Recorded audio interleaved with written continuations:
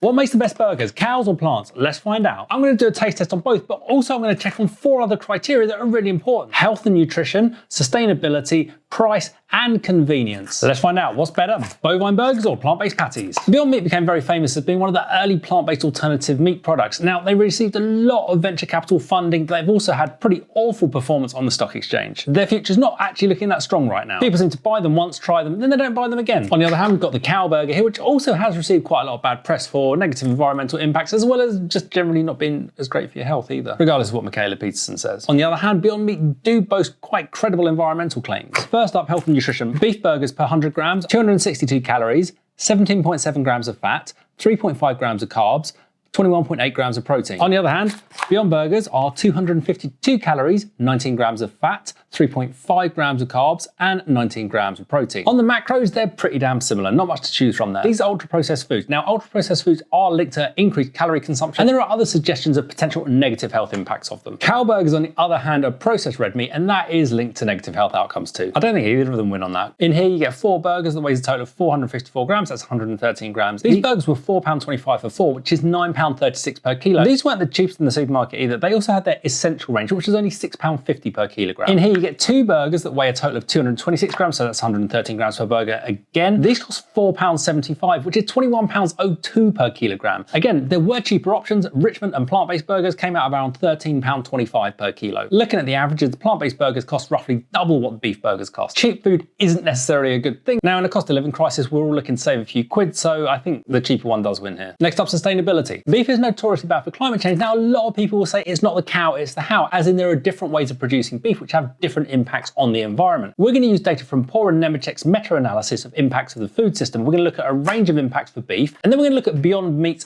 own LCA. Looking at a range of data, these could come in anywhere between 2.15 and 15.3 kilograms of CO2 equivalent per burger. That is a lot, by the way. On the other hand, Beyond Meat's own life cycle analysis was carried out by a university. It should have some credibility. However, we don't have any other ones to compare it to, and they came out at 0.4 kilograms of CO2 equivalent per burger. So, a hell of a lot less CO2 from these. There are many other environmental metrics to consider, such as land use, water use, etc. And this comes out badly on pretty much all of them. Cattle could improve soil health, but again, it really depends on where they're grown and what beef you're buying. And if you're just buying it from the supermarket, you just got to go on averages. Beyond Meat really wins on environmental credentials. Next up, convenience.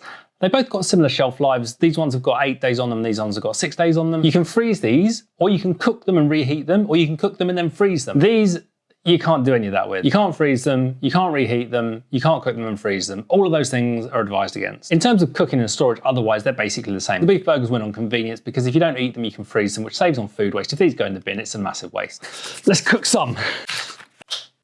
Heat a barbecue grill. Gonna fry them as well.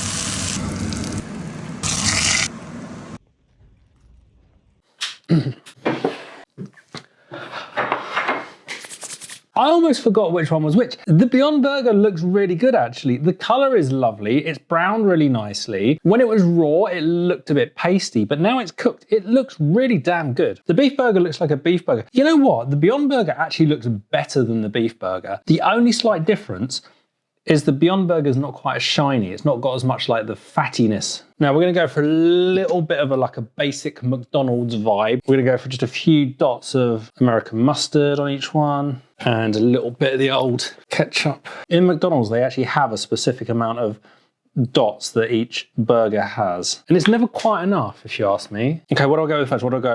Do I go Beyond Meat first or cow first? I'm gonna go Beyond Meat first. I know what that tastes like, so I don't want that to impact my initial impressions. Looks damn good. That tastes good as well. The texture is incredible. I don't know what they've done, but the texture is so similar to beef. Even the juices look like beef. That is really good. Flavor, let's try a bit without any. I think the flavor lets it down a little bit. Doesn't actually have much flavor. The flavor is very mild. There's a slight beefiness to it, but it's nothing very strong, not very compelling. The flavor is a little bit sad, to be honest. Let's try the cow. It's got more flavor, the meatiness is there.